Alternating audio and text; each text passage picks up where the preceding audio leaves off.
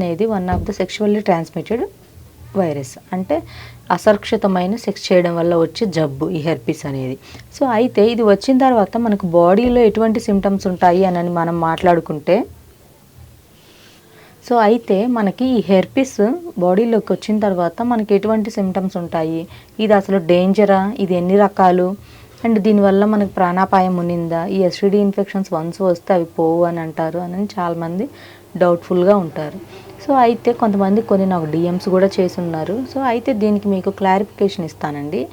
ఈ హెర్పిస్, ఈ HSV virus అనేది, హెర్పిస్ సింప్లెక్స్ వైరస్ అనేది ఇది 2 టైప్స్, 2 రకాలుగా ఉంటుంది. ఒకటి హెర్పిస్ 1, హెర్పిస్ 2. హెర్పిస్ 1 అనేది మౌత్కు సంబంధించిన ఇన్ఫెక్షన్.